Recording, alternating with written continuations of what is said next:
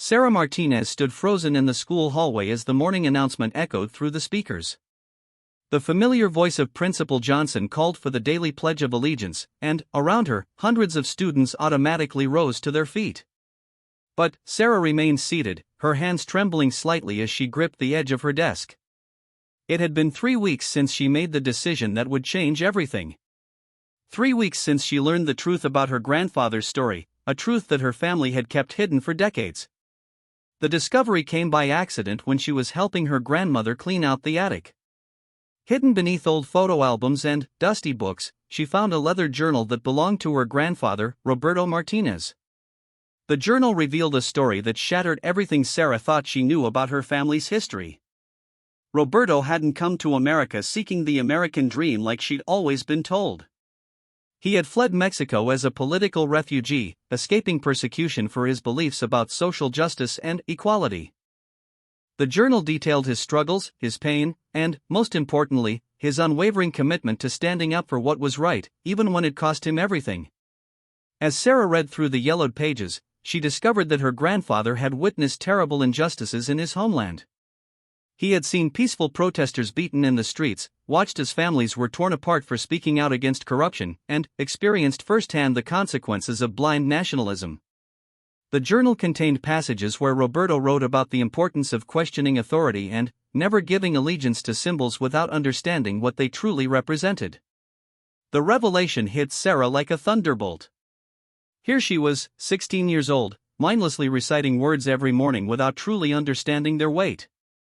The phrase liberty and justice for all suddenly seemed hollow when she thought about her grandfather's experiences and the ongoing struggles she witnessed in her own community.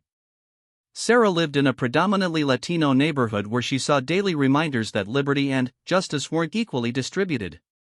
Her neighbor, Mrs. Gutierrez, worked 3 jobs but still couldn't afford proper healthcare for her diabetic son. Her cousin Miguel had been stopped by police 6 times in the past year for suspicious behavior while walking through nicer neighborhoods. Her own family had faced discrimination when trying to rent an apartment in a better school district. The morning she first decided not to stand for the pledge, Sarah's heart pounded so loudly she was sure everyone could hear it. She had spent the entire night before reading and rereading her grandfather's words: "True patriotism is not blind obedience to symbols, but the courage to hold your country accountable to its highest ideals."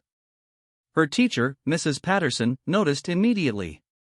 After the pledge ended and students settled into their seats, Mrs. Patterson approached Sarah's desk with a concerned expression. "Sarah, are you feeling all right? I noticed you didn't participate in the pledge this morning." Sarah's mouth went dry. She had prepared for this moment, but actually facing it was terrifying. "I'm fine, Mrs. Patterson. I chose not to participate." The classroom fell silent. Even though the pledge was over and students were supposed to be working on their assignments, every ear was tuned to the conversation happening at Sarah's desk. Mrs. Patterson's eyebrows furrowed, and she lowered her voice. "Is there something wrong at home, dear? Are you upset about something?" Sarah shook her head. "No, ma'am. It's a personal decision based on my beliefs." Mrs. Patterson looked puzzled and slightly uncomfortable. In her 20 years of teaching, she had never encountered a student who refused to participate in the pledge. She wasn't sure how to handle the situation. "Well, I think we should discuss this with the principal. Can you come with me to the office?" As Sarah followed Mrs. Patterson down the hallway, she could feel the stares of other students burning into her back. Word traveled fast in high school, and, by the time they reached the principal's office, several students had already pulled out their phones to text friends about the girl who refused to say the pledge. Principal Johnson was a stern man in his 50s who prided himself on running a disciplined school. When Mrs. Patterson explained the situation, his face darkened. He had served in the military for 8 years before becoming an educator, and the flag held deep personal meaning for him. "Miss Martinez," he said, settling behind his desk and fixing Sarah with a steady gaze. "Mrs. Patterson tells me you refused to participate in the Pledge of Allegiance this morning. Would you care to explain yourself?" Sarah took a deep breath, thinking of her grandfather's courage. "Yes, sir. I made a personal decision not to participate based on my constitutional right to free speech and my family's history. Principal Johnson leaned forward. Your constitutional right? Young lady, this is about respect. Respect for your country, for those who died defending it, and for the values this school represents. The Pledge of Allegiance is not optional in my school. With respect, sir, Sarah said, her voice growing stronger, the Supreme Court ruled in West Virginia v. Barnett that students cannot be compelled to participate in the pledge. It violates the First Amendment. Principal Johnson looked surprised that a 16-year-old would know about Supreme Court cases. His expression hardened. Legal technicalities aside, Miss Martinez, this is about being part of a community. When you refuse to participate in our shared traditions, you're disrupting the learning environment and disrespecting your classmates. Sarah felt a surge of anger but fought to keep her voice calm. I'm not trying to disrupt anything. I'm sitting quietly and respectfully while others participate. I'm just exercising my right to make a personal choice about my own beliefs and actions. The conversation continued for another 20 minutes, with Principal Johnson trying various approaches to convince Sarah to change her mind. He appealed to her sense of patriotism, reminded her of the sacrifices made by veterans, and even suggested that her behavior might affect her college applications. But Sarah remained firm, drawing strength from her grandfather's words and her own growing understanding of what true patriotism meant to her. Finally, Principal Johnson gave her an ultimatum. Miss Martinez, I'm going to give you the rest of the day to think about this. Tomorrow morning, I expect you to participate in the pledge like every other student in this school. If you choose to continue this protest, there will be consequences. Do I make myself clear? Sarah nodded, but she knew her answer wouldn't change. As she walked back to class, she felt both terrified and oddly liberated. For the first time in her life, she was taking a stand for something she truly believed in. She was following in her grandfather's footsteps, even though she had never met him. That evening, Sarah sat at the kitchen table with her grandmother, Maria Martinez, and her parents. The school had called home, and her family was confused and concerned about her sudden act of rebellion. Mija, her grandmother said gently, "Why are you doing this? You're going to get yourself in trouble for nothing." Sarah pulled out her grandfather's journal and placed it on the table. Abuela, I found this in the attic. Why didn't you ever tell me about Abuelo's real story? Maria's face went pale as she recognized the journal. Her hands shook as she reached for it, running her fingers over the worn leather cover. Where did you find this? It was hidden behind some boxes. Abuela, he wasn't just looking for a better life when he came here, was he? He was running from something. Maria closed her eyes and took a deep breath. For 50 years, she had kept her husband's story largely to herself, sharing only the sanitized version that was easier for the family to accept. But, seeing the determination in her granddaughter's eyes, she realized it was time for the truth. Your grandfather, she began slowly, was a very brave man. And, also a very stubborn one. He believed that true love for your country meant demanding it live up to its promises, especially for people like us. Sarah's mother, Elena, looked confused. Mama, what do you mean? I thought Papa came here for work opportunities. Maria shook her head. He came here because he had to. Because men with guns were looking for him. Because he dared to organize workers who were being cheated of fair wages. Because he spoke out when indigenous families were being forced off their land. Because he believed that justice was more important than staying quiet and safe. The room fell silent as the family absorbed this revelation. Sarah felt a deep connection to the grandfather she had never known, understanding now why his words in the journal resonated so strongly with her. He used to say, Maria continued, tears forming in her eyes, that blind loyalty to symbols is not patriotism. True patriotism is loving your country enough to demand it be better. He would be proud of you, Mija, for having the courage to think for yourself. But Sarah's father, Miguel, was less supportive. Sarah, I understand you want to honor your grandfather's memory, but this isn't Mexico in the 1960s. This is America, and we have opportunities here that we need to protect. Making waves at school isn't going to help anyone. But, Papa, Sarah argued, that's exactly the point. If we don't speak up about injustice, if we just accept things as they are, then nothing ever changes. Abuelo knew that. That's why he was willing to lose everything for his beliefs. The family discussion continued late into the night, with emotions running high on all sides. Sarah's parents were worried about the practical consequences of her actions, while her grandmother was torn between pride in her granddaughter's courage and fear for her future. As Sarah finally went to bed that night, she read more of her grandfather's journal. One passage particularly struck her. The hardest thing about standing up for what's right is that you often have to stand alone. But, remember, every person who ever made a difference in this world had to start somewhere, and it usually began with one person saying no when everyone else was saying yes. She realized that tomorrow would be a test not just of her principles, but of her strength. She would have to face Principal Johnson again, deal with the reactions of her classmates, and possibly endure more serious consequences. But, for the first time in her life, she felt like she was living authentically, guided by values that had been passed down through generations of her family. The next morning, as she prepared for school, Sarah looked at herself in the mirror and made a promise.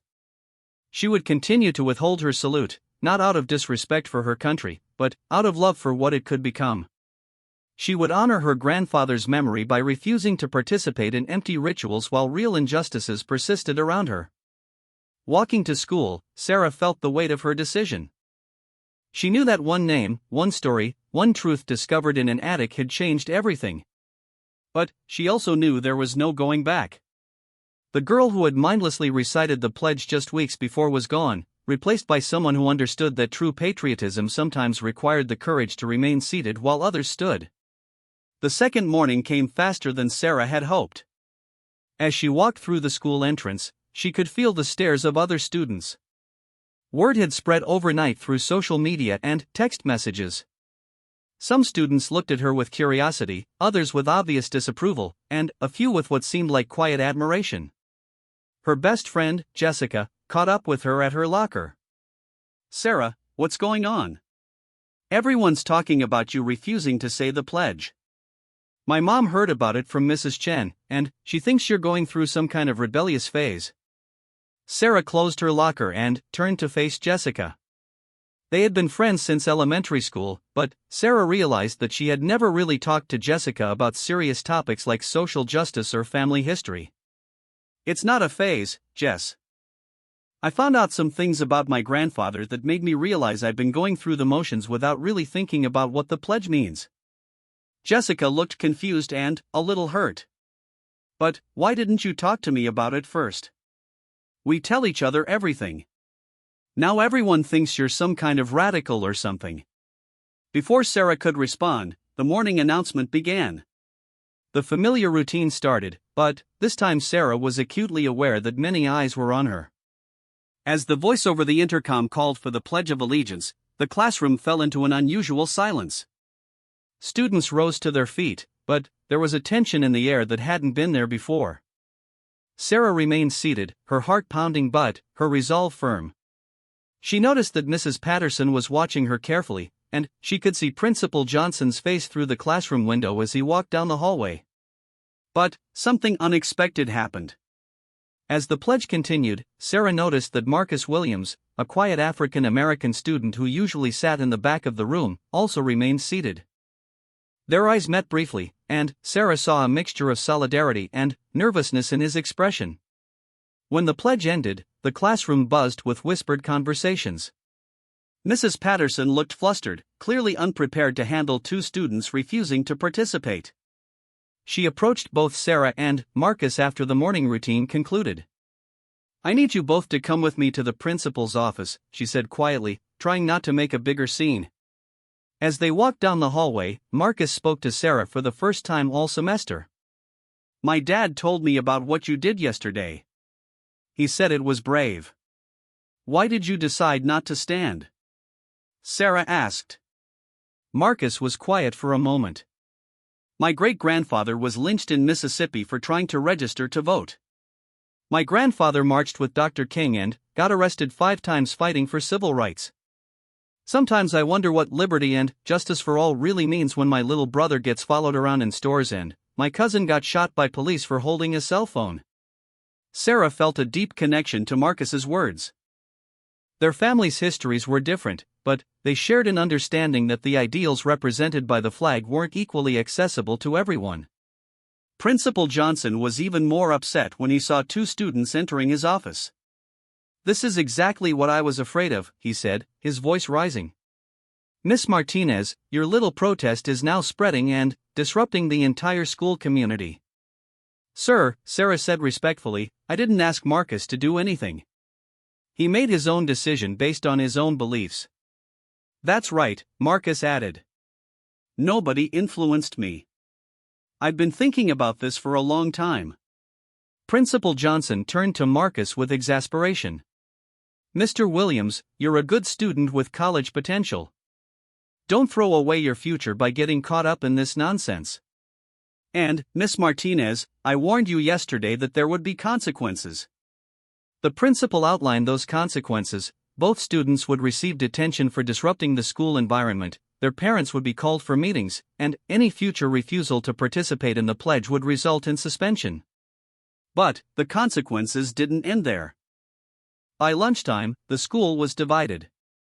Some students supported Sarah and Marcus, seeing their actions as brave stands for personal freedom.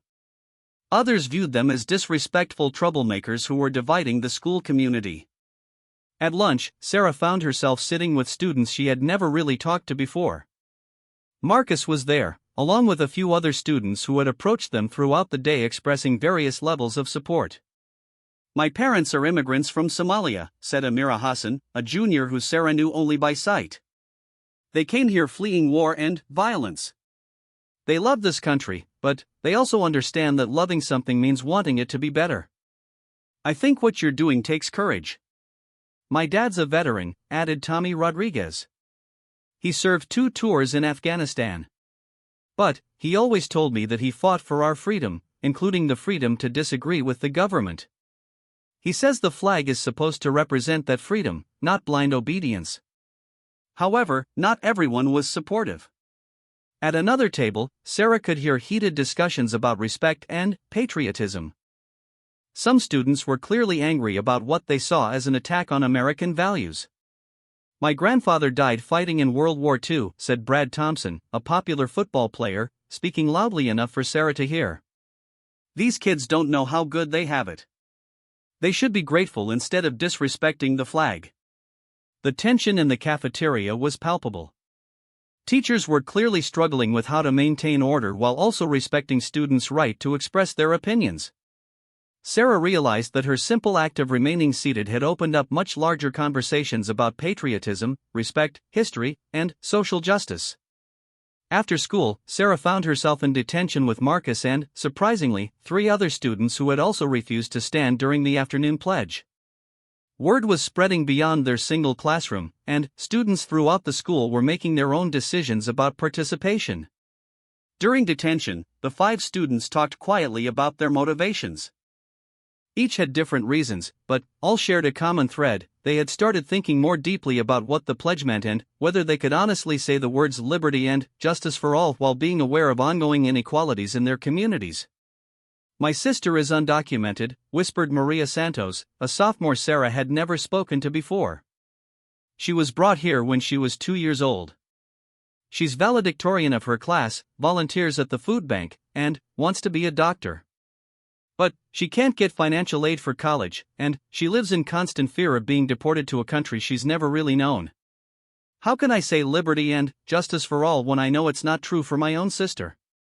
When Sarah got home that evening, she found her house full of tension. Her parents had received multiple phone calls from the school, and they were struggling with how to handle the situation. Her father was particularly upset about the negative attention the family was receiving. "Sarah, Mrs. Rodriguez from down the street called today," her mother said. "She heard about what happened at school. She thinks we're raising you to be anti-American. Some of our neighbors are starting to talk." "I'm not anti-American," Sarah protested. "I love this country. That's why I want it to live up to its promises. Her grandmother, however, had a different perspective. Throughout the day, she had been reading through more of Roberto's journal, remembering conversations they had during their early years of marriage. Mija, Maria said, putting her arm around Sarah, your grandfather faced much worse than angry neighbors. He was threatened with death for speaking out. But, he always said that the greatest betrayal of your country is to pretend its problems don't exist. That evening, Sarah received several text messages from classmates. Some were supportive, others were critical, and a few were downright hostile. One message particularly hurt, from a girl she had considered a friend. My dad says you and your family should go back to Mexico if you don't like America. But, there were also messages of support. Jessica had texted, I don't really understand what you're doing, but I know you're not a bad person. I'm trying to learn more about why this matters to you. The most meaningful message came from an unexpected source. Mrs. Patterson had somehow gotten her number and sent a thoughtful text. Sarah, I've been thinking about our conversation. I may not agree with your methods, but I admire your thoughtfulness. I'd like to understand your perspective better. Would you be willing to talk with me tomorrow? As Sarah prepared for bed, she read more of her grandfather's journal. She found an entry dated exactly 50 years earlier, describing a time when Roberto had to decide whether to stay quiet about injustice or speak up despite the personal cost. Today I watched armed men beat peaceful protesters in the town square. Everyone else looked away or pretended not to see.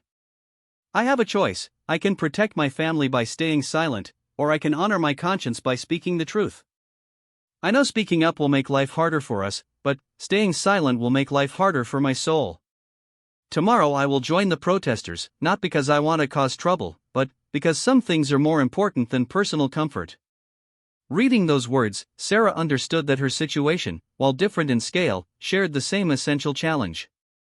She could take the easy path and return to mindlessly reciting the pledge, or she could continue to honor her conscience even though it meant facing criticism and consequences. The next morning brought new challenges. As Sarah walked into school, she noticed that several students were wearing American flag pins and t-shirts, clearly as a response to the ongoing controversy.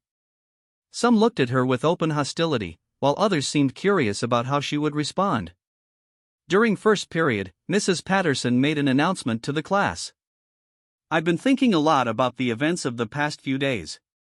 Rather than simply continuing with our regular curriculum, I think this is an opportunity for us to have a meaningful discussion about citizenship, patriotism, and the rights and responsibilities that come with living in a democracy. The discussion that followed was unlike anything Sarah had experienced in high school. Students shared perspectives she had never heard before. Some talked about family members who had served in the military and what the flag meant to them. Others discussed experiences with discrimination and inequality that made the phrase liberty and justice for all feel hollow. My dad was deployed to Iraq 3 times, said Ashley Martinez, a quiet student Sarah had never really noticed before. He came back with PTSD and couldn't get the help he needed from the VA for 2 years. He loves this country, but he also knows it's not perfect. He says Sarah has the right to protest peacefully, and that's exactly what soldiers fight to protect. But there's a time and place for everything, argued Daniel Kim. The classroom is supposed to be a place where we come together as Americans.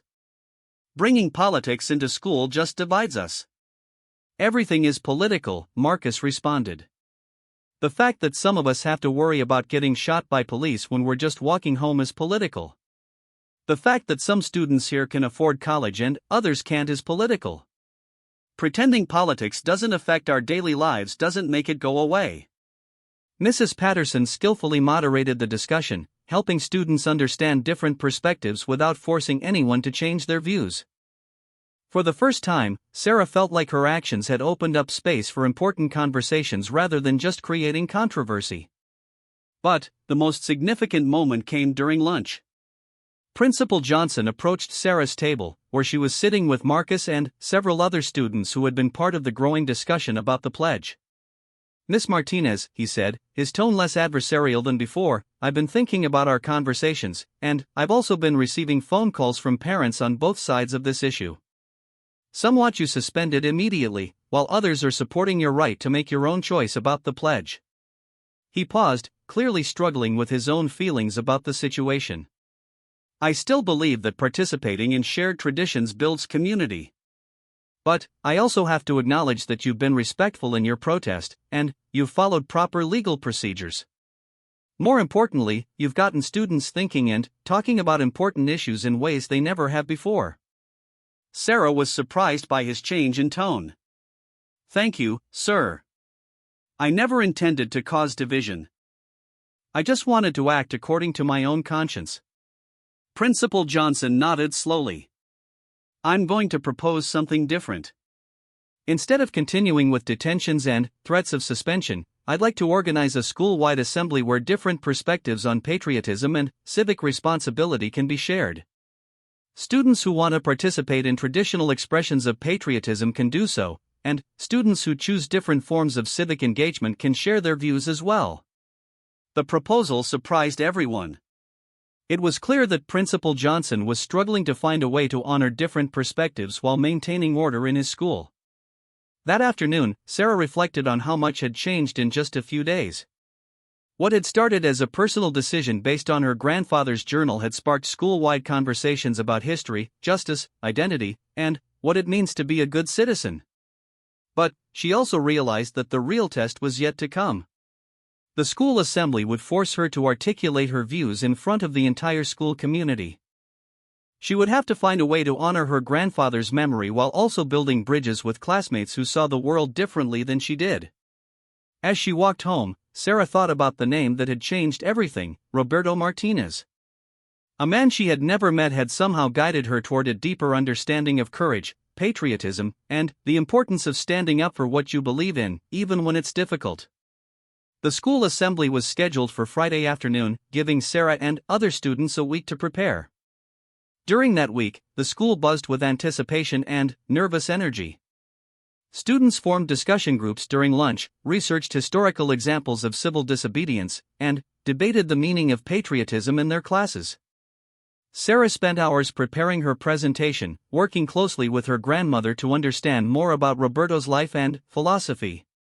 Together, they went through boxes of old letters, photographs, and documents that painted a fuller picture of the man whose journal had started everything. Your grandfather wasn't just a protester, Maria explained as they looked through faded photographs. He was also a teacher, a father, and a man who loved his community deeply. He organized literacy programs for farm workers, helped families navigate immigration paperwork, and always believed that education was the path to real change. Sarah discovered that Roberto had written extensively about the difference between patriotism and nationalism. In one letter to a friend, he had written, "A patriot sees their country's flaws and works to fix them. A nationalist sees their country as perfect and attacks anyone who suggests otherwise. I choose to be a patriot." Meanwhile, other students were also preparing their perspectives for the assembly. The school had decided to structure the event as a forum where students could share different views on citizenship, service, and love of country. Marcus had chosen to speak about his family's long history of military service despite facing discrimination. "My great-great-grandfather fought in the Civil War as part of the United States Colored Troops," he had researched. "Every generation of my family has served this country in some way, even when this country didn't always serve us back. That's real patriotism." Ashley Martinez decided to share her father's story about serving overseas and coming home to fight for better veteran services. Tommy Rodriguez planned to talk about how his immigrant grandparents had taught him that loving America meant working to expand its promises to more people. But not all students were supportive. Brad Thompson and several football players had organized their own presentation about traditional patriotism and respect for military sacrifice. While their intentions were sincere, some of their language concerned teachers who worried about the assembly becoming confrontational. 3 days before the assembly, Sarah faced a new challenge. A local news station had heard about the controversy at the school and wanted to interview her. The reporter, Janet Williams, arrived at Sarah's house that evening with a camera crew. "Sarah," the reporter asked, "you're only 16 years old. Some people are saying you're too young to understand the real meaning of patriotism. What do you say to that?" Sarah had practiced for this moment with her grandmother's help. I think age has less to do with understanding patriotism than life experience does. My grandfather was younger than I am now when he first started standing up for justice. The students at the lunch counter sit-ins during the civil rights movement were mostly teenagers. Young people have always been part of movements to make America better. But, don't you think refusing to say the Pledge of Allegiance is disrespectful to those who died fighting for this country? Sarah took a deep breath. I think what's really disrespectful is pretending that their sacrifice has already achieved perfect equality and justice. When we ignore ongoing problems, we dishonor the vision they fought for. My grandfather taught me that the greatest honor we can give to those who sacrificed for freedom is to keep fighting to expand that freedom to everyone. The interview aired the next evening, sparking even more community discussion. Sarah's parents received supportive calls from some neighbors, but also angry messages from others. The school board scheduled an emergency meeting to discuss how to handle the situation. 2 days before the assembly, Sarah received an unexpected visitor. An elderly man named Frank Sullivan knocked on her door that evening. He introduced himself as a Korean War veteran who had heard about the controversy. I came to tell you something, young lady, he said, settling into the living room chair her grandmother offered. I fought in Korea when I was 19 years old. I saw friends die defending the idea of freedom. And I want you to know that what you're doing is exactly what we fought for. Sarah was surprised. Based on his age and background, she had expected him to be critical of her actions. You see, Frank continued, real freedom means the right to disagree, even with popular ideas. When I came home from the war, I watched as some of my fellow veterans were denied the GI Bill benefits because of the color of their skin. I watched as Native American veterans were treated like second-class citizens despite their service. That's when I learned that loving your country means demanding it live up to its values. He reached into his pocket and pulled out a small flag pin. This belonged to my buddy Eddie, who died in Korea. He was Mexican-American, and he used to say that he was fighting for the America that could be, not just the America that was. I'd like you to have it. Sarah was moved to tears. Mr. Sullivan, I can't take something so meaningful to you. You're carrying on Eddie's work, he said firmly. He would have understood exactly what you're doing and why. The conversation with Frank Sullivan gave Sarah new confidence. She realized that her actions weren't anti-American or disrespectful to veterans. They were part of a long tradition of people who loved America enough to challenge it to be better. Friday morning arrived with nervous energy filling the school. The assembly was scheduled for the last period of the day, and everyone knew it would be unlike any school event they had ever attended. As students filed into the gymnasium, Sarah noticed that local news crews were set up in the back. Several school board members were in attendance, along with parents from both sides of the controversy. Principal Johnson looked nervous but determined as he stepped up to the microphone. Today we're going to hear from several students about what citizenship and patriotism mean to them, he announced. This is not a debate or a competition. It's an opportunity for our school community to listen to different perspectives and learn from each other. The first speaker was Brad Thompson, representing the more traditional view of patriotism. He spoke passionately about his grandfather's service in World War II and the importance of respecting national symbols. The flag represents the sacrifices of millions of Americans who died for our freedom, he said. When we honor it, we honor them. His presentation was well received by many in the audience, and Sarah found herself respecting his sincerity even though she disagreed with some of his conclusions. Marcus spoke next, sharing his family's complex history with military service and civil rights activism. My family has served this country for over 150 years, he said. But we've also had to fight for the right to be treated equally while serving. Patriotism isn't just about honoring the past. It's about working to fulfill promises that haven't been kept yet. Several other students shared their perspectives, including Ashley Martinez, who read excerpts from her father's letters home from Iraq, and Amira Hassan, who spoke about her parents' journey from Somalia and their deep gratitude for American freedoms while also acknowledging ongoing challenges. Finally, it was Sarah's turn. She walked to the microphone carrying her grandfather's journal and the flag pin Frank Sullivan had given her. The gymnasium was completely silent. "My name is Sarah Martinez," she began, "and 3 weeks ago, I discovered that everything I thought I knew about my family's history was incomplete. I found my grandfather's journal in my grandmother's attic, and it changed my understanding of what it means to love your country." She opened the journal to a passage she had marked. "My grandfather wrote, 'The hardest thing about loving your country is accepting that it's not perfect, and the most important thing about loving your country is working to make it better.'"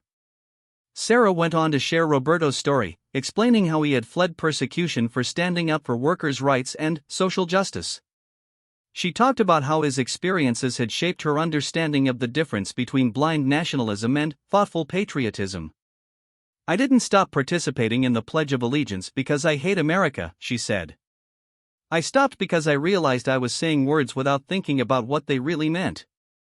When I say liberty and justice for all, I want it to be true. When I say those words, I want them to mean something." She held up the flag pin Frank Sullivan had given her. "A veteran gave me this pin 2 days ago. His friend died fighting in Korea. This veteran told me that real patriotism means demanding that your country live up to its highest ideals, even when it's hard, even when people criticize you for it." Sarah's voice grew stronger as she continued. "My grandfather taught me that true patriotism isn't about agreeing with everything your government does. It's about holding your country accountable to the values it claims to represent. It's about working to expand freedom and justice to everyone, not just some people." She closed by reading one final passage from Roberto's journal: "A country that cannot tolerate questions from its own citizens is not a country worth dying for. But a country that listens to those questions and tries to do better is a country worth living for, worth fighting for, and worth loving." The gymnasium erupted in applause, though not everyone was clapping. Sarah could see some disapproving faces in the crowd, but she also saw many students and adults who seemed moved by her words. After the assembly, the reaction was mixed but largely positive. Several teachers approached Sarah to tell her they had been impressed by her thoughtfulness and research. Students who had initially been critical of her actions came up to say they disagreed with her methods but respected her sincerity. Most meaningfully, Principal Johnson pulled her aside afterward. "Miss Martinez, I want you to know that while I still wish you had found a different way to express your views, I have to acknowledge that you've handled this situation with remarkable maturity. You've gotten our entire school community thinking more deeply about important issues." He paused, then continued. "I've also learned something myself through this experience. Leadership sometimes means being willing to reconsider your own positions when presented with new perspectives." In the days following the assembly, the school atmosphere began to settle into a new normal. Sarah continued to refrain from participating in the Pledge of Allegiance, but now several other students made the same choice, and their quiet protest was no longer seen as disruptive. More importantly, the daily recitation of the pledge had become a more thoughtful moment for many students, who now considered the words they were saying instead of simply going through the motions. The story gained national attention when the local news interview was picked up by major networks. Sarah received letters from people across the country, some supportive and others critical, but all responding to the larger questions her actions had raised about patriotism, youth activism, and the meaning of citizenship. One letter particularly touched her. It came from a high school student in Arizona whose grandfather had been interned in Japanese American camps during World War II. "Your story helped me understand my grandfather's complicated feelings about the flag," the student wrote. "He loved America but also remembered being forced from his home by the government. Thank you for helping me see that questioning authority can be an act of love." Months later, Sarah was invited to speak at a national conference on youth civic engagement. She shared the stage with other young activists who were working on issues ranging from climate change to voting rights to educational equity. She realized that her individual act of conscience had connected her to a broader movement of young people who were determined to build a more just society. Looking back, Sarah understood that finding her grandfather's journal had been the beginning of her own journey toward authentic citizenship. Roberto Martinez's name and story had indeed changed everything, not just for her, but for her entire school community. The journal had taught her that true patriotism requires courage, that love of country sometimes demands criticism of government, and that the most important question isn't whether you stand for the flag, but what you stand for as a person. As she continued through high school, Sarah remained committed to the principles her grandfather had died for. She organized voter registration drives, volunteered with immigrant rights organizations, and continued to research her family's history.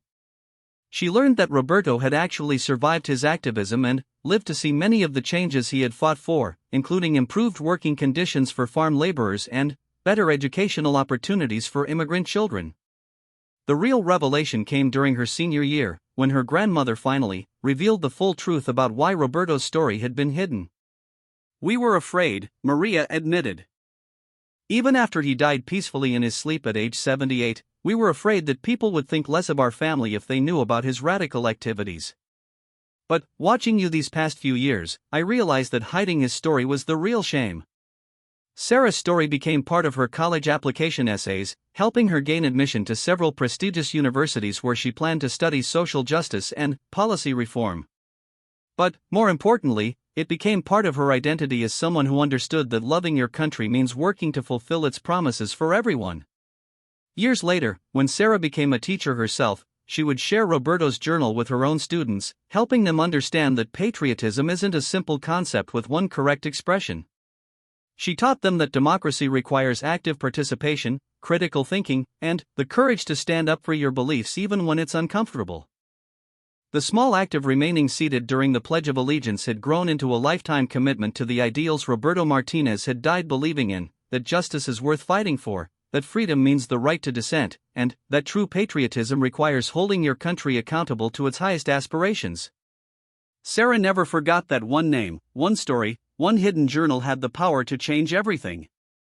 Roberto Martinez had been dead for 20 years when Sarah found his writings, but his words had reached across time to guide his granddaughter toward her own understanding of courage and citizenship.